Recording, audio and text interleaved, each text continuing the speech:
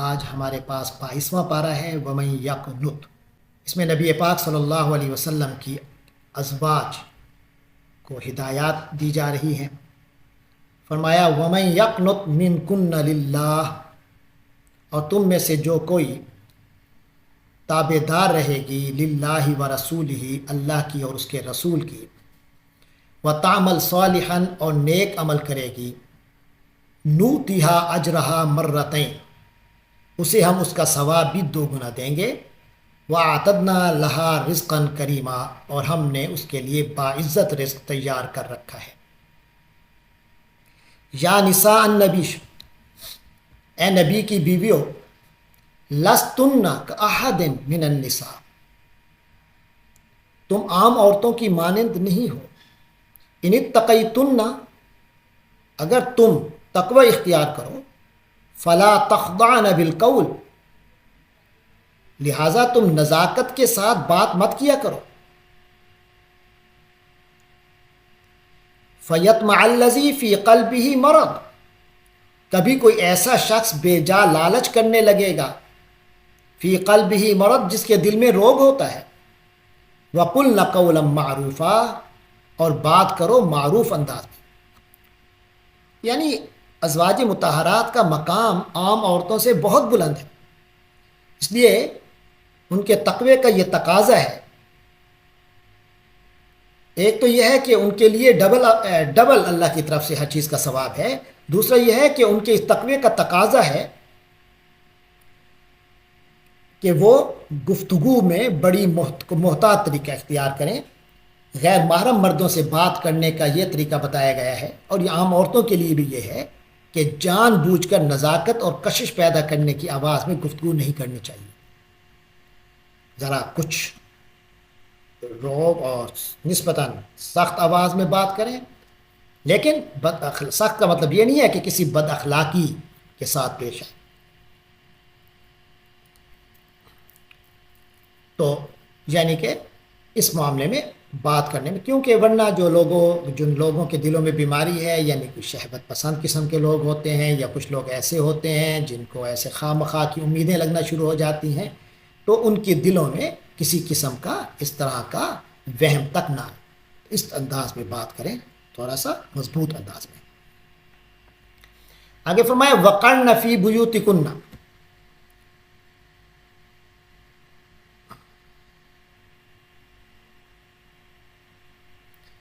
وقرن فی بیوتکن،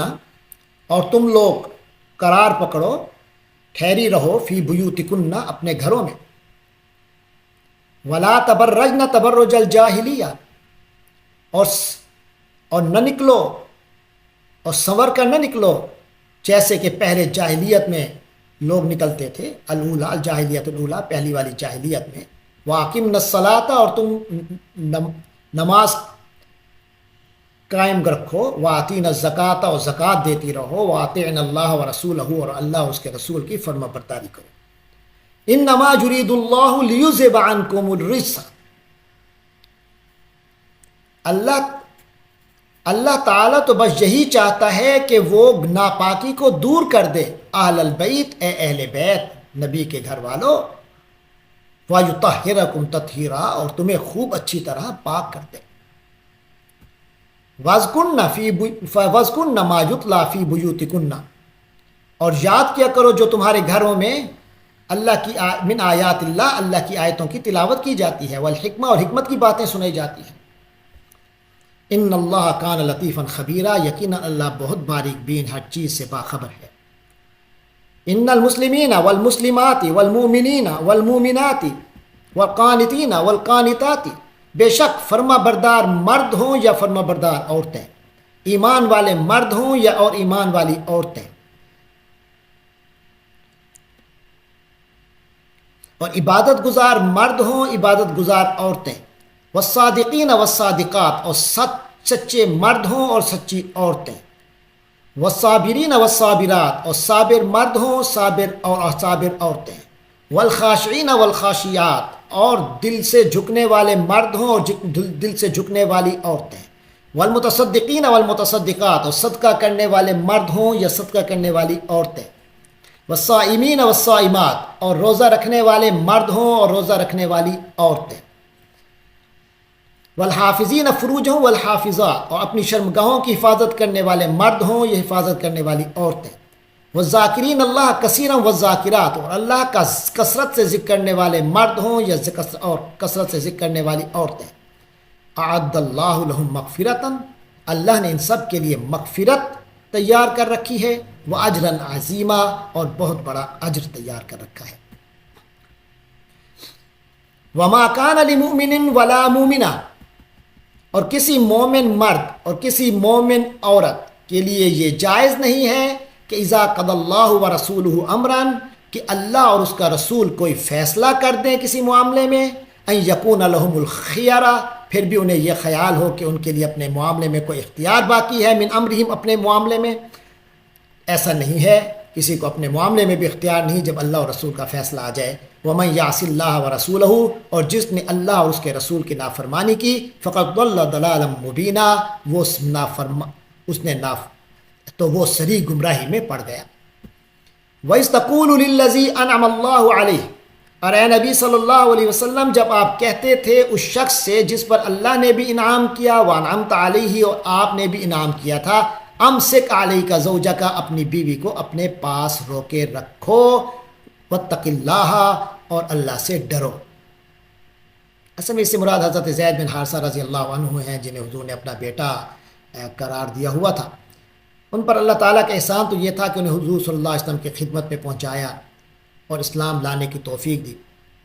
یہاں تک کہ یہ ان 4 خوش نصیب صحابہ کرام میں سے ہیں جو سب سے پہلے اسلام لائے۔ حضور صلی اللہ علیہ وسلم کی ان احسان کی تفصیل یہ ہے کہ 8 سال کی عمر میں اپنے والدہ کے ساتھ اپنے ننیال میں گئے تھے۔ وہاں قبیلہ کین کے لوگوں نے حملہ کر کے انہیں غلام بنایا اور عکاظ میں لے جا کر حضرت حکیم بن حزام کے ہاتھ بیچ دیا۔ انہوں نے یہ غلام اپنی پھوپھی حضرت خدیجہ کو دے دیا۔ اس کے بعد حضرت خدیجہ رضی اللہ عنہا سے حضور صلی اللہ علیہ وسلم کا نکاح ہوا، تو حضرت خدیجہ نے انہیں حضور کی خدمت میں پیش کر دیا،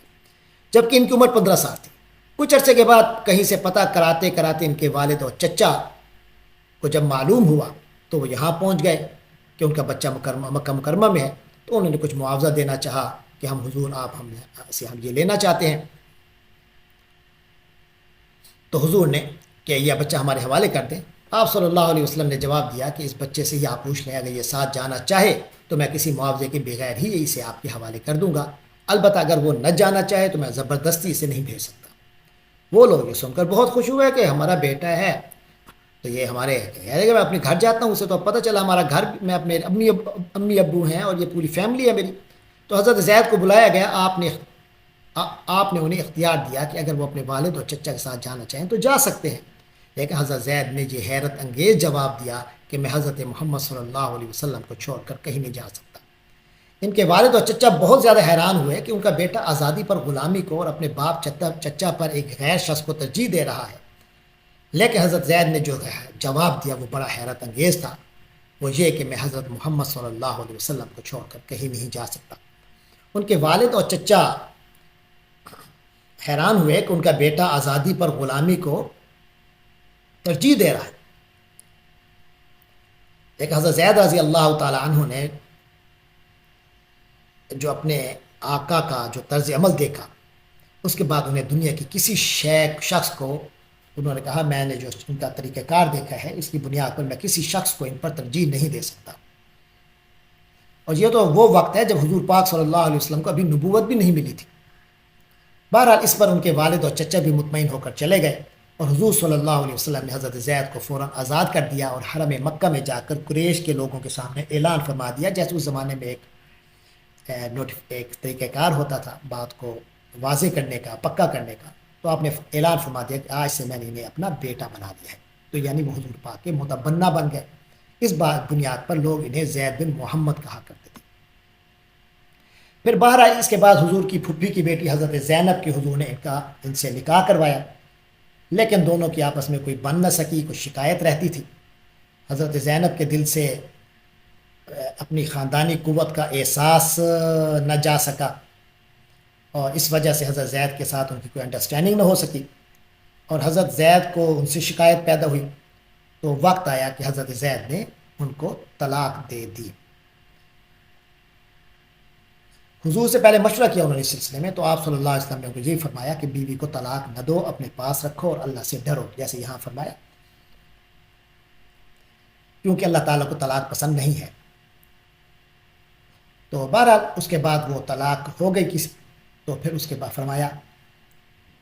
واتق اللہ، تو حضور نے حضرت زید کو یہ مشورہ دیا کہ اللہ کا تقوی اختیار کرو۔ اللہ تعالیٰ فرماتے ہیں وَتُخْفِي فِي نَفْسِكَ مَا اللَّهُ مُبْدِيهِ، اور تم اپنے دل میں وہ بات چھپائے ہوئے تھے جسے اللہ کھول دینے والا تھا۔ وَتَخْشَى النَّاسَ، اور تم لوگوں سے ڈرتے تھے۔ وَاللَّهُ أَحَقُّ أَن تَخْشَىٰ، حالانکہ اللہ اس بات کا زیادہ حقدار ہے کہ تم اس سے ڈرو۔ تو حضرت زینب سے حضور نبی کا صلی اللہ علیہ وسلم کو اللہ تعالیٰ نے وحی کے ذریعے سے حضرت زید کے مشورہ لینے سے پہلے ہی یہ بتا دیا تھا کہ حضرت زید کسی وقت حضرت زینب کو طلاق دے دیں گے، اور اس کے بعد اللہ تعالیٰ کے حکم کے تحت آپ کو ان سے نکاح کرنا ہوگا، تاکہ عرب میں اپنے منہ بولے بیٹے کی بیوی سے نکاح کرنے کو جو معیوب سمجھا جاتا ہے، اس رسم کا عملی طور پر خاتمہ ہو جائے۔ حضور صلی اللہ علیہ وسلم کے لیے یہ بڑی آزمائش تھی۔ اول تو حضرت زید کا یہ نکاح آپ نے بڑے شوق سے کرایا تھا، دوسرا یہ کہ ان کے طلاق دینے کے بعد ان سے آپ کا نکاح ہونے سے مخالفین کو باتیں بنانے کا موقع ملے گا کہ انہوں نے اپنے منہ بولی بہو سے نکاح کر لیا۔ لہٰذا جب حضرت زید نے آپ سے طلاق دینے کے بارے میں مشورہ کیا تو آپ نے یہ سوچا ہوگا کہ جب اللہ تعالیٰ کی طرف سے حتمی حکم آ جائے گا اس وقت تو سر تسلیم خم کرنا ہی ہوگا، لیکن جب تک حتمی حکم نہیں آتا اس وقت تک مجھے حضرت زید کو وہی مشورہ دینا چاہیے جو میاں بیوی کے اختلاف کے موقع پر عام طور سے دیا جاتا ہے کہ طلاق سے حتی الامکان بچو، اللہ تعالیٰ سے ڈرو، ایک دوسرے کے حقوق ادا کرو۔ چنانچہ آپ نے یہی مشورہ دیا، اور یہ بات ظاہر نہیں فرمائی کہ اللہ تعالیٰ نے یہ فیصلہ کر رکھا ہے کہ کسی وقت حضرت زید اپنی اہلیہ کو طلاق دے دیں گے اور پھر وہ آپ کے نکاح میں آئے گی۔ اس بات کو اللہ تعالیٰ نے اس آیت میں یوں بیان فرمایا ہے۔ پھر فرمایا فلما قضا زید منہا وطرا، پھر جب زید نے اپنی بیوی سے تعلق ختم کر لیا،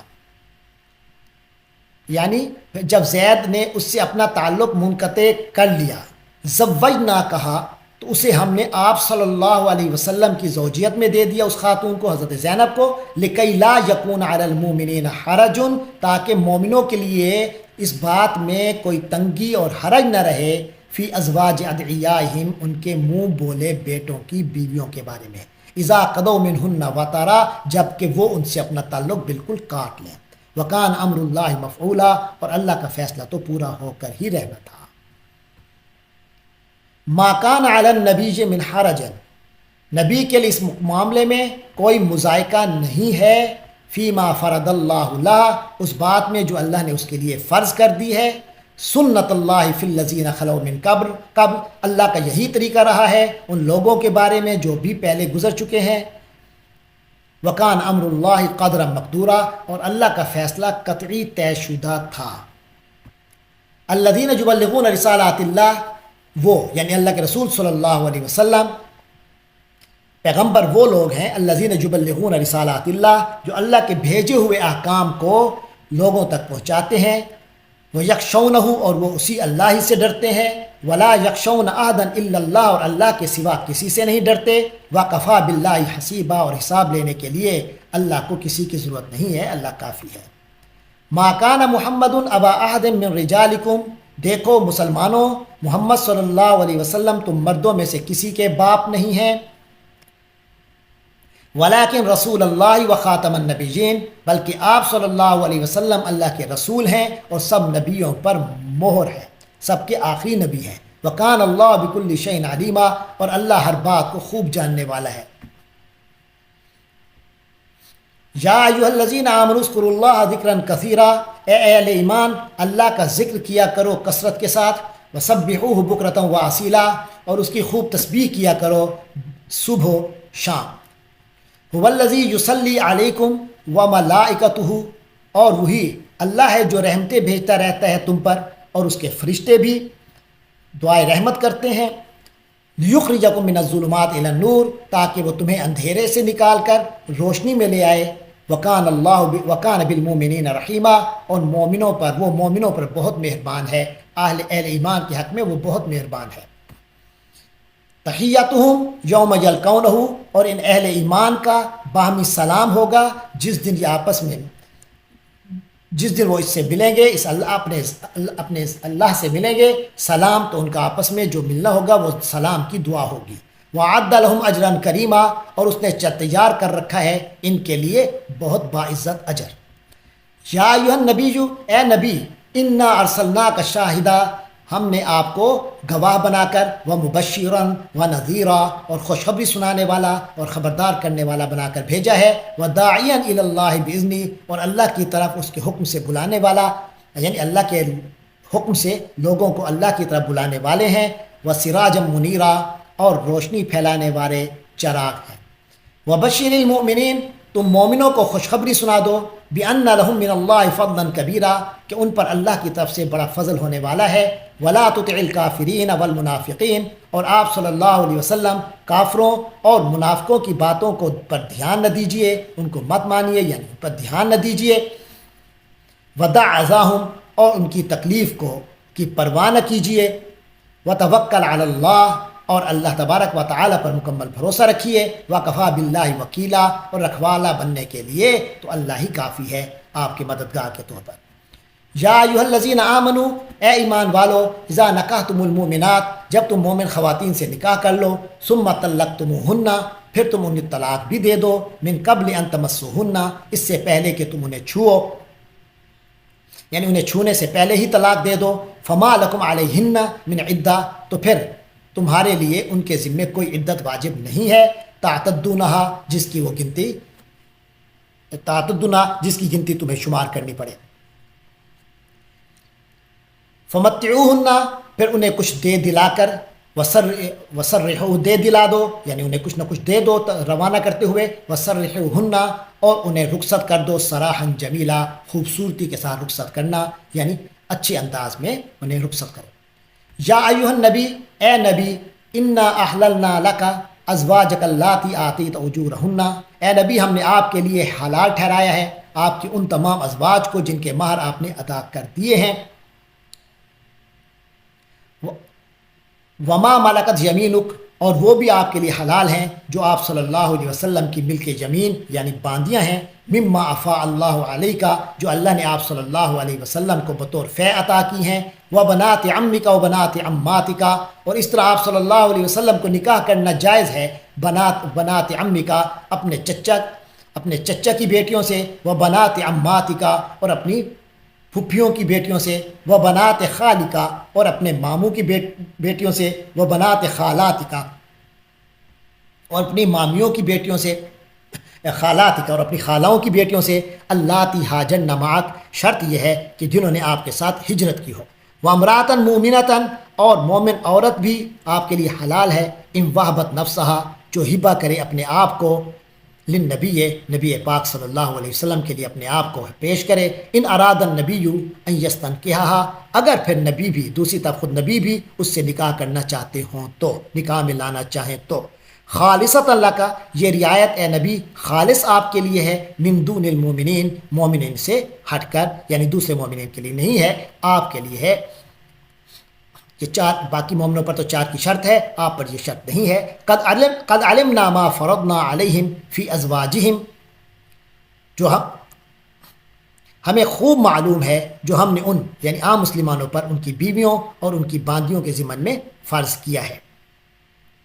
فی ازواجہم، ان کی بیویوں، وما ملکت ایمانہم، اور ان کی باندیوں کے سلسلے میں، لکی لا یکون علیک حرج، تو آپ صلی اللہ علیہ وسلم کو جو اس کی اجازت دی گئی ہے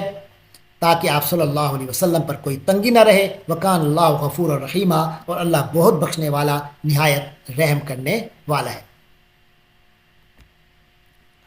ترجی من تشاء منہن وتوی الیک من تشاء، آپ صلی اللہ علیہ وسلم ان میں سے جس کو چاہیں پیچھے ہٹائیں اور جس کو چاہیں اپنے قریب جگہ دیں،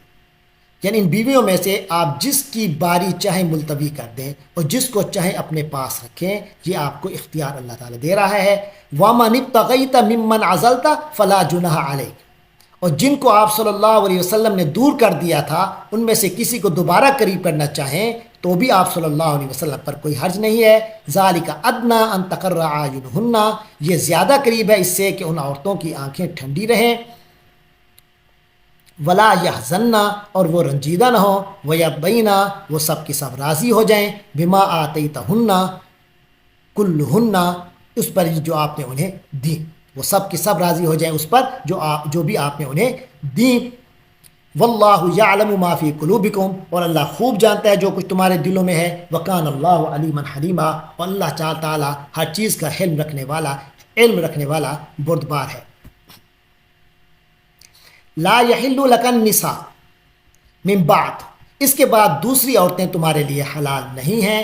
ولا ان تبدل بہن من ازواج، اور نہ یہ جائز ہے کہ تم ان کے بدلے کوئی دوسری بیویاں لے آؤ. ولو اعجبک حسنہن، چاہے ان کی خوبی تمہیں پسند آئی ہو. الا ما ملکت یمینک، البتہ جو لونڈیاں کنیزیں تمہاری ملکیت میں ہیں وہ تمہارے لیے حلال ہیں. وکان اللہ علی کل شیء رقیبا، اور اللہ ہر چیز کی پوری نگرانی کرنے والا ہے.